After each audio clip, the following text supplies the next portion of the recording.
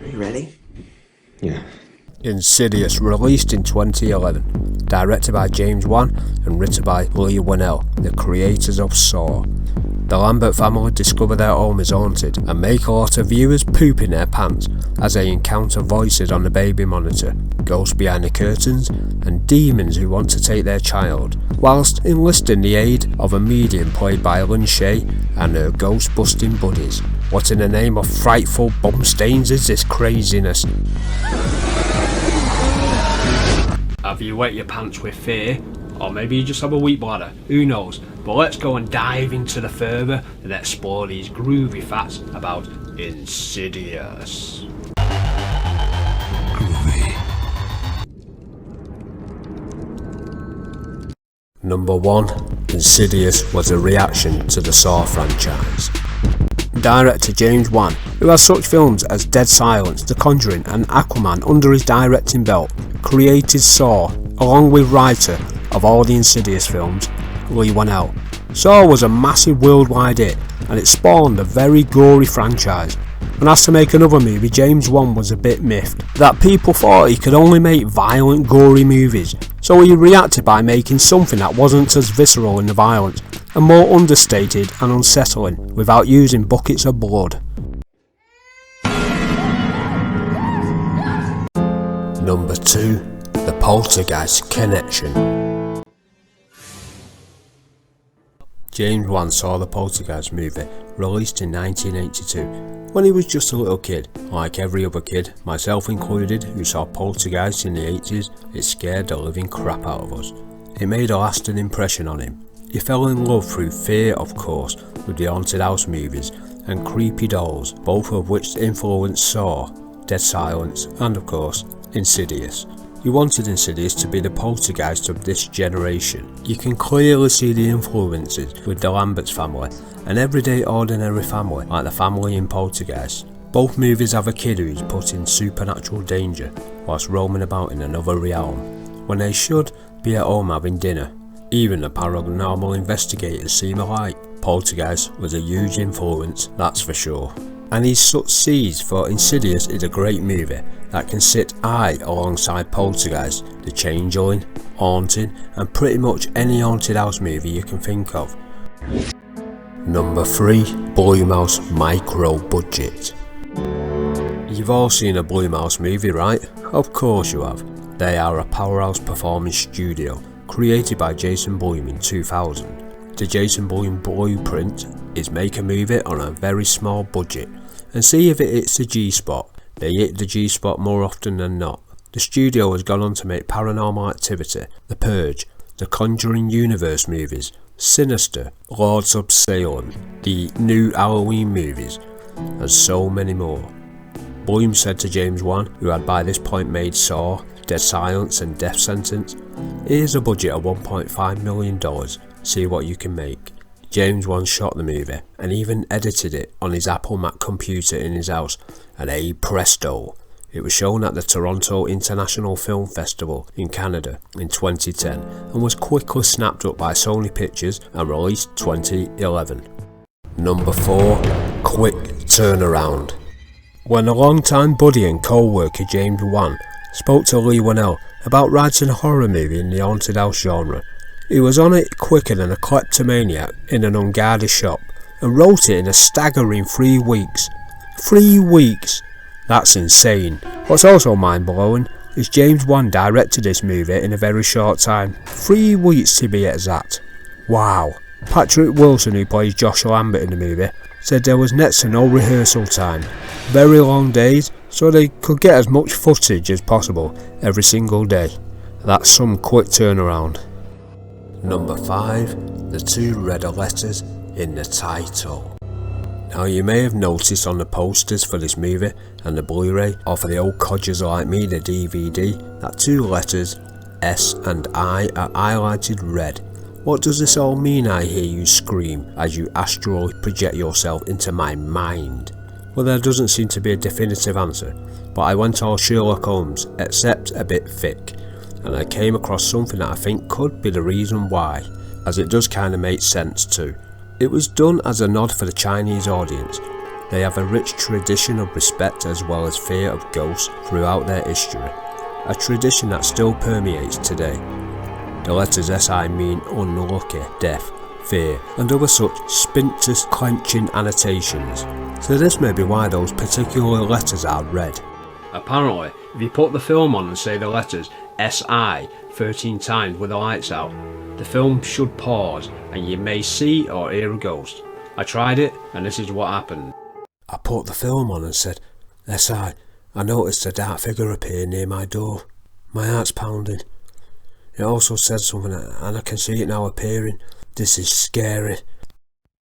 Can you see it? Wait, can you hear that? Listen.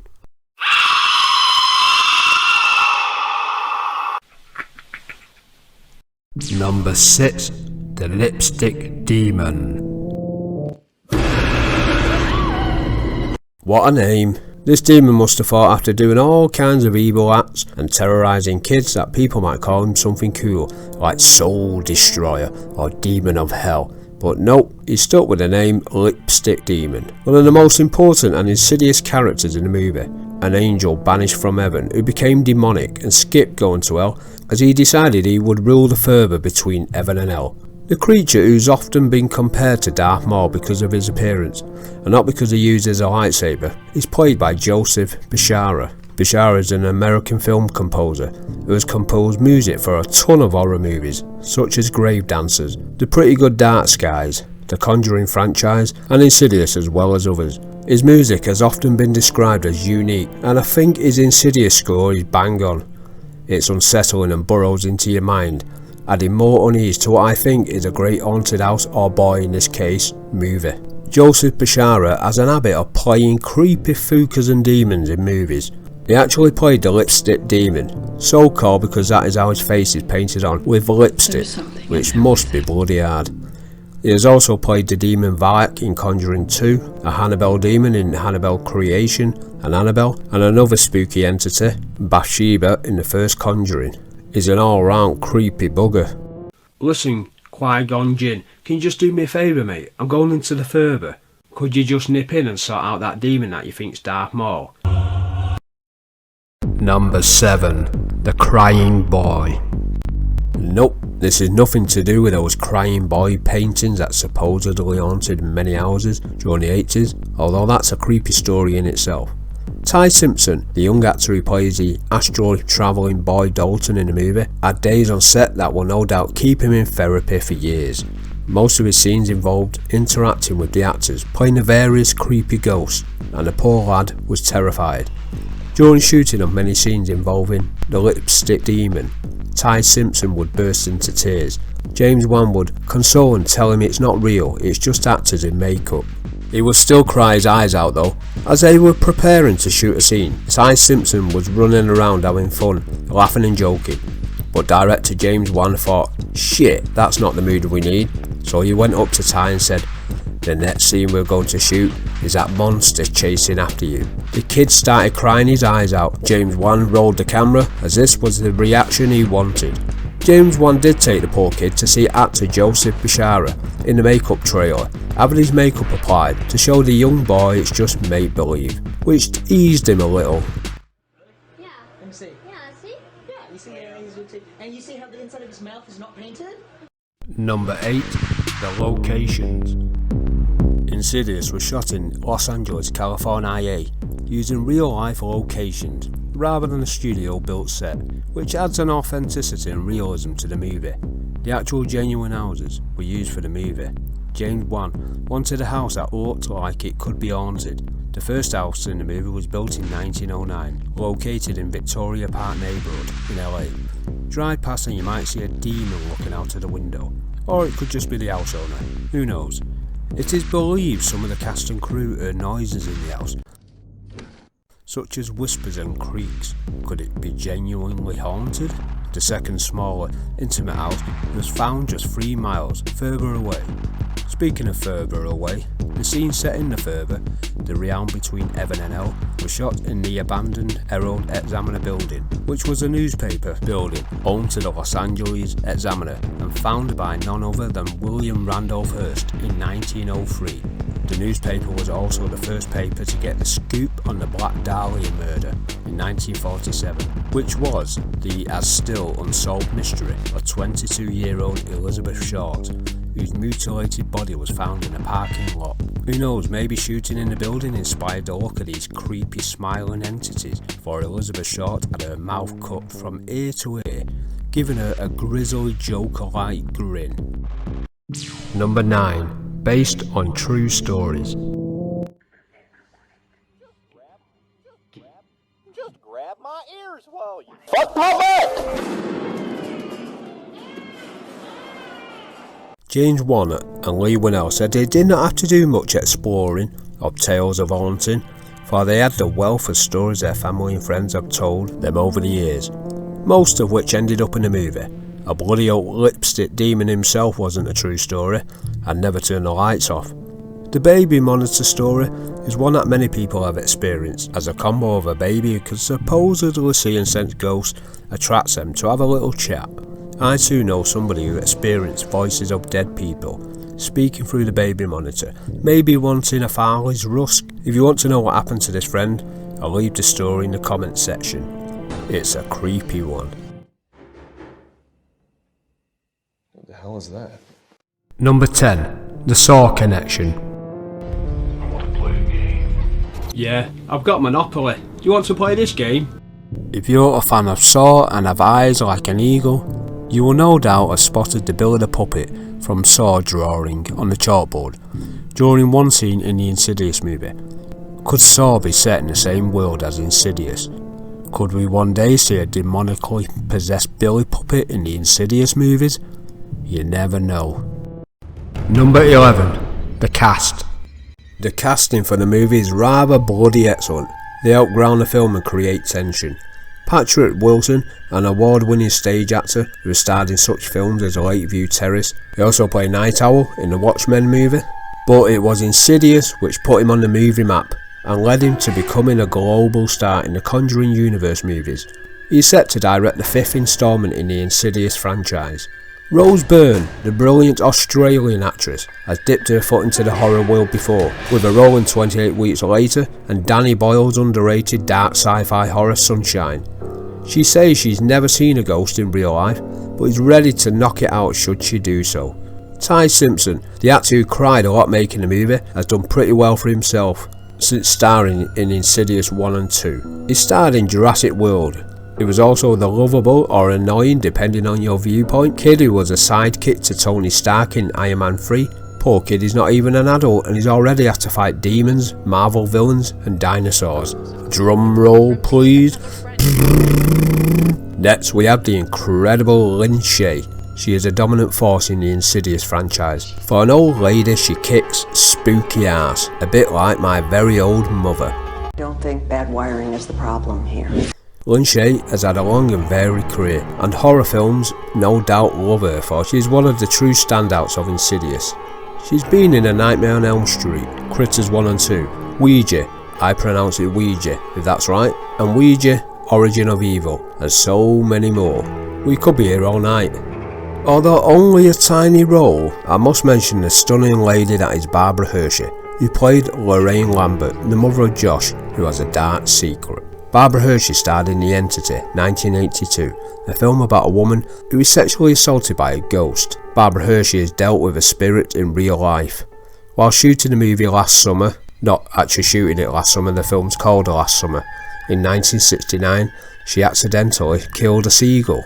She was so distraught by the incident, she changed her stage name to Seagull as a tribute to the dead bird. She, and I quote, said, "I felt her spirit enter me." Bloody hell, Barbara Hershey, you seem to have a lot of spirits entering you. This guy right here, Specs, who provides some much needed likeness to the proceedings, whilst also being involved in some of the most tense scenes, is one of the most important people in the franchise. This member of the ghost busting team is played by Lee Winnell. That's right, the guy who has bloody wrote every entry in the Insidious franchise up to chapter 4. He is also a very successful writer and director, having written 3 of the Saw movies, including the original. He's also directed Insidious Chapter 3, which has some of the best scares in the series, and wrote and directed Upgrade, which if you've not seen is a superb sci-fi thriller. Not bad for an Australian bloke who started acting in the soap Neighbours. Number 12. The Sinister Connection. What? Another movie connection? First Saw, now Sinister. Well, calm down and let me explain. Firstly, this is a tenuous connection.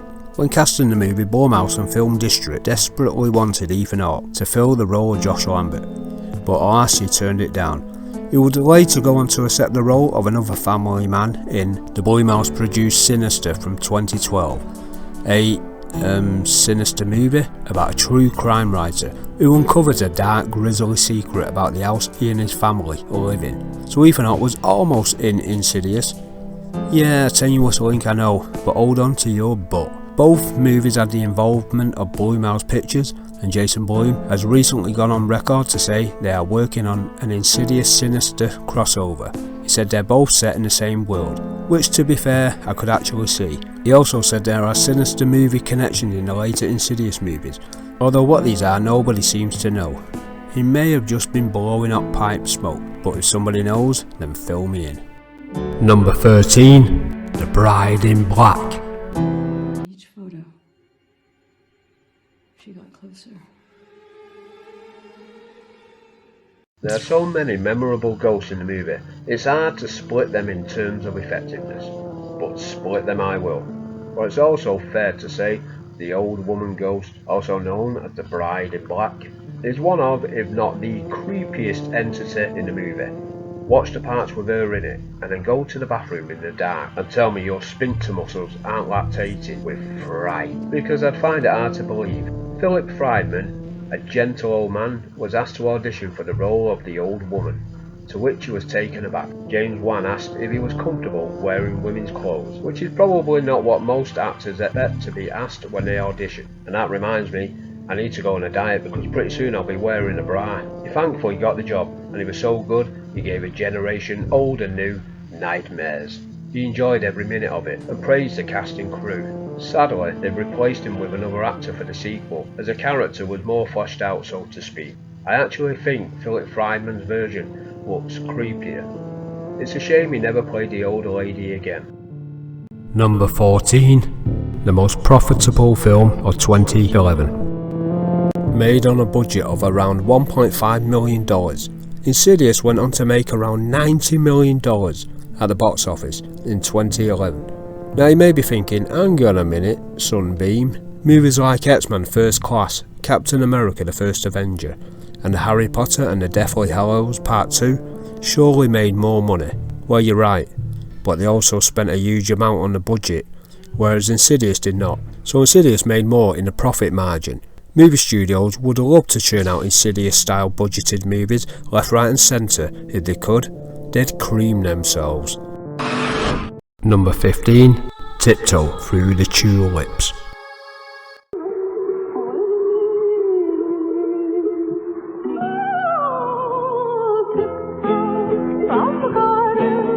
I couldn't do this without mentioning that creepy ass song. The song first haunted people's ears way back in 1929 and has been sung by many people, but none more effective than Tiny Tim, who made the song more popular in 1968. He died in 1996 whilst performing on his ukulele at a gala event. He was performing Tiptoe Through the Tulips when he had a heart attack. Tiny Tim, real name Herbert Boutros Ghosn, well, you didn't think he was actually called Tiny Tim, did you? Was an American singer who was far from tiny, with an hulking figure and tall stature. He became well known after appearing on the Rowan Martin Laughing show and sang Tiptoe Through the Tulips.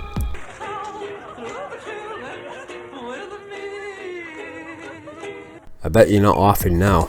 It is a song that has stuck in many people's minds, and it was used very effectively in the Insidious movie. It's hard not to be creeped out when you hear the song. Well, I hope you enjoyed those groovy facts about this haunted house boy movie, Insidious. I watched it in bed one night alone, and I desperately needed a pee, and I actually considered whether I'd just wait until the morning because the movie unsettled me that much. It became a military mission, looking for weapons in a bedroom, just in case I saw a ghost kid on the landing, so I could give it a right good whack. I'll catch you soon.